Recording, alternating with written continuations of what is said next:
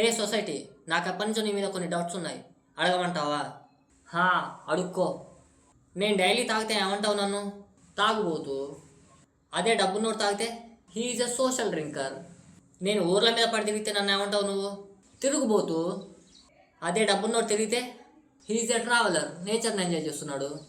నేను మా ఇంట్లోకి AC, fridge, washing machine, TV కొంటే నువ్వేమంటావు నన్ను? అప్పు చేసి పప్పు కూర తినడం అవసరమా, ఆడంబరాలకు పోవడం అవసరమా అని అంట. అదే డబ్బున్నోడు కొంటే those are basic human needs. మా మిడిల్ క్లాస్లో ఒక అమ్మాయి బయట పనిచేసి బతికితే ఏమంటావు నువ్వు తనని? ఆడపిల్లని పనికి పంపి దాని సంపద మీద పడి తిని చేస్తున్నట్ట. అదే డబ్బున్న వాళ్ళ ఇంట్లో ఒక అమ్మాయి బయట పనిచేస్తే she is a independent women.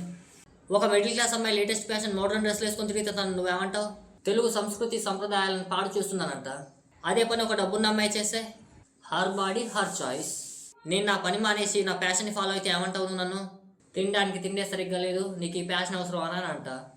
అదే పని ఒక డబ్బున్నోడు చేస్తే ఉన్నది ఒకటే లైఫ్, మనకు నచ్చిన పని చేసుకుంటూ బతకాలి. నేను బాగా కష్టపడి బాగా హార్డ్ వర్క్ చేసి లైఫ్లో సక్సెస్ అయ్యి బాగా డబ్బు సంపాదిస్తే ఏదో టైం బాగుండి లక్కు కలిసి వచ్చి సక్సెస్ అయ్యాడనంట. అదే ఒక డబ్బున్నోడు వాళ్ళ కొడుకులకి మనవాళ్ళకి వారసత్వంగా అతని డబ్బును మొత్తం ఇస్తే వాళ్ళ తాత ముత్తాతలు కష్టపడి సంపాదించి వాళ్ళ పిల్లలకి మన వాళ్ళకి ఇచ్చారు, దాన్ని వీళ్ళు ఎంజాయ్ చేస్తున్నారు అని అంట. ఇప్పుడు డబ్బు లేనోడు రెండో పెళ్లి చేసుకుంటే అని ఏమంటావు నువ్వు? చిచ్చి, ఆడే మొగోడు కట్టుకున్న పిల్లాన్ని మోసం చేశాడు అని అంట. అదే డబ్బున్నోడు చేసుకుంటే హా, డబ్బున్నోడు ఒక్కటి కాకపోతే 100 పెళ్ళిళ్ళు చేసుకుంటాడు అని అంట. అసలు ఎందుకు ఇలా?